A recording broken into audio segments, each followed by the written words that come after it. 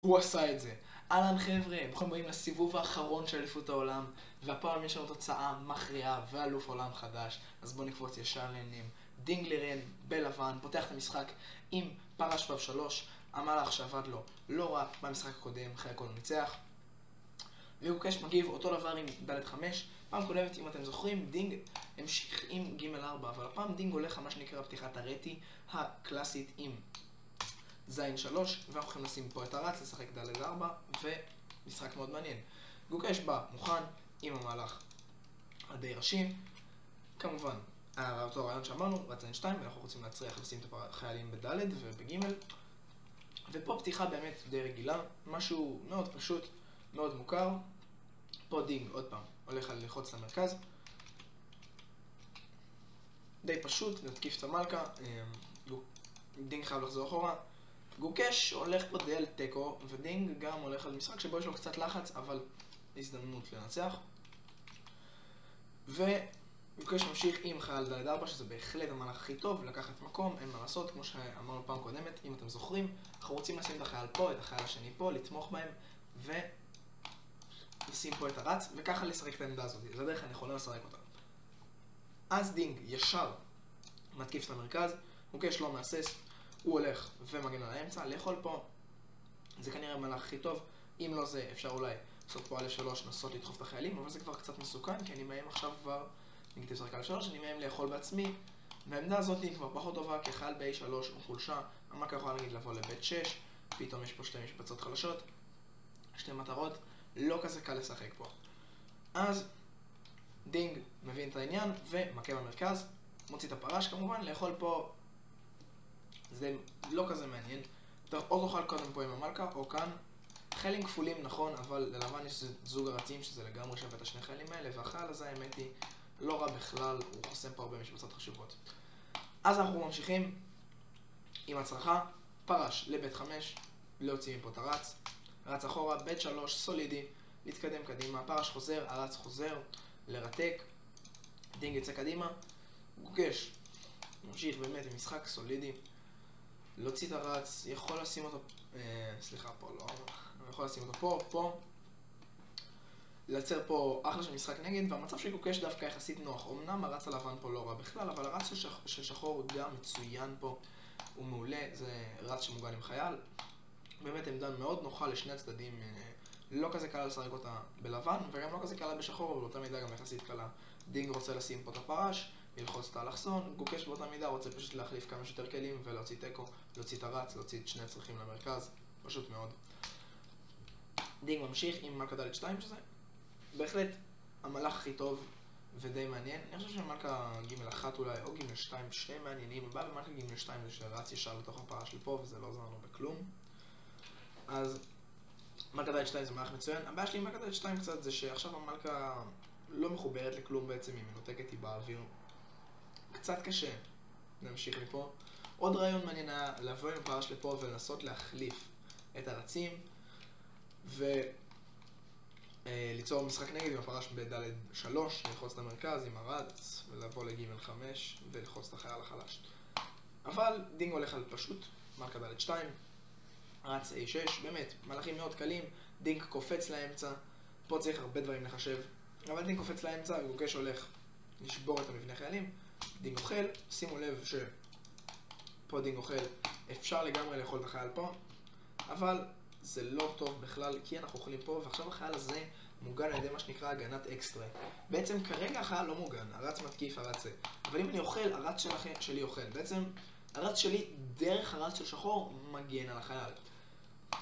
גוקש כמובן רואה את זה ואוכל בחזרה פה. דינג ממשיך פה עם מהלך מאוד מאוד פנסי, מאוד מגניב. לא יודע מה הפואנטה שלו, כאילו אני מבין מה הפואנטה שלו, הוא מחליף את כל הכלים, אבל הוא די מביא לטקו באמת ישר, וכנראה שזה מה שדינג רצה גם. דינג רצה ללכת על טקו, רגוע, ולנצח בסיבוב הבא של המשחקים המהירים. אבל, אחרי פרש שבב 4, באמת, כמו שאתם רואים, המחשב מסכים, הפרש פה מותקף, אז אחרי שאנחנו אוכלים אני אוכל פה מתקיף את הצריח, הכלים פה מוחלפים, אני מהם לאכול את הרץ, טקטיקה מצוינת, וכך באמת יש, מכה, צריך מותקף, כמובן מכים פה קודם, מתקיפים את החייל, מכה, צריך בית 8 להגן על החייל שמותקף. הייתה לי פה טעות, צריך בית 8 החייל שמותקף, להגן עליו, כמובן. וממשיכים פה, דינג הולך על המרכז, שם צריך באמצע, באמת מהלכים מאוד הגיוניים, מאוד פשוטים, חוזרים אחורה, מכה פה את החייל, ויש פה עכשיו חוסר איזון של 2-1 לעומת 2-3. כנראה ברוב המצבים רק לבן יכול לעשות נצח פה, אבל המהלך הבא שגוקש, בית 4, מהלך מצוין שגוקש משחק ישר, הוא בעצם מנועל את שני החיילים האלה, ועכשיו קשה מאוד להתקדם, כמו שאתם רואים, דינג חייב לקריב, ועכשיו חייל בית מאוד חלש, וכנראה ייפול בעתיד, ויהיה פה תיקו די קל. המשחק ממשיך עם זין 6, מקום למלך לנשום בו, באמת חשוב מאוד. דינג הולך להחליף את המלכות, גוקש לא מסכים. ופה דינג מתעקש, הוא אומר, לא, אני רוצה שנחליף הכל ונעשה תיקו. כי הסוף משחק הזה, שהוא בא אליו, שבו יש לדינג 2 חיילים ולגוקש 3, הוא תיקו מת. לשניהם יש רץ וצריך, דינג פשוט מאוד צריך להחליף הכל, ולהישאר במצב שבו יש לו רץ נגד רץ וחייל, ואז הוא יקריב את הרץ שלו בעד החייל וזה יהיה תיקו. אבל בוא נראה אם הוא יצליח לעשות את זה. אז מבקש להמשיך ליצור משחק נגד בזין 4. כמו שאתם רואים, דינג ישר מנסה להחליף, כי להחליף פה צריכים זה הכרזה של תיקו אוטומטית. בלי הרצים זה תיקו ישר בכל הרמות, באמת בעיניים עצומות, גם אם זה תיקו ברמה גבוהה כמעט תמיד, בלי לנסות אפילו. עכשיו מבקש ממשיך ללחוץ, להפעיל קצת לחץ. באמת פה אין לי הרבה מה להסבר לכם כי זה פשוט סוף משחק. כאן כן דינג מפעיל קצת לחץ על החייל, אבל זה כלום, יש פה מגן. דינג מנסה להחליף צריכים, המטרה של דינג היא פשוט להחליף כמה שיכול, כי ברגע שהוא מחליף יש פה תיקו, מבקש לוקח מקום, מתקדם. דינג לוחץ עוד פעם את החייל, ופה אחרי כמה שמזיזים את הכלים, באמת הרבה מאוד, עם לא הרבה חשיבות. פה יש לציין צריך להשאיר למלך מקום לברוח אליו וכדאי מאוד. לחזור לפה זה קצת בעייתי, אבל דינג חוזר לפה שזה מקום מצוין. באמת פה ממשיך, אפילו פה הדבר הזה, גם אם אנחנו מחליפים את שני הרצים ואני מאבד את החייל זה תיקו, אם החיילים שלך מפולצלים, אז באמת שיש פה מצב שהוא די תיקו. דינג מחליף הכל, הולך פה באמת לתיקו כל העולם. אני כבר לפני זה 10 מהלכים הפסקתי לראות כי אמרתי טוב, זה תיקו 100%, אין מצב שמישהו מהם מפסיד את זה. אבל אחרי הזזה של עוד כמה כלים, שחים, קצת הזזות, קצת כלים, פה דינג לירן טועה את הטעות הכי גדולה של החיים שלו אולי, ובאמת ברגע של עיוורון שחמט משחק צריח ו2 ומפסיד על המקום. הסיבה שזה מפסיד כל כך זה כי גוקש אוכל ומשחק רץ ד' 5. שימו לב שאם הרץ הזה היה פה משבצת אחת, נגיד הייתי לך מהלך אחד, משבצת אחת, ועכשיו הרץ יכול לברוח וזה כבר לא משנה איזה תיקו.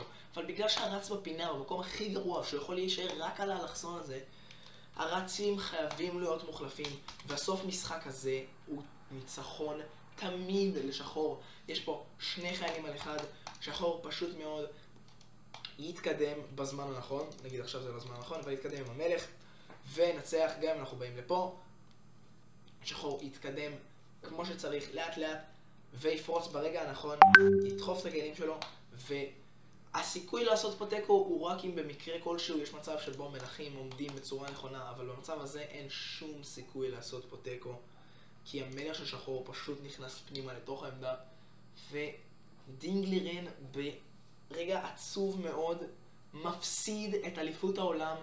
אבל יש לנו אלוף עולם הכי צעיר בהיסטוריה, גוקש די, אלוף העולם מהודו, הצעיר בהיסטוריה, בן 18, מטורף לגמרי, שגם ככה הוא ניצח. תודה רבה חבר'ה ונתראה בסרטון הבא.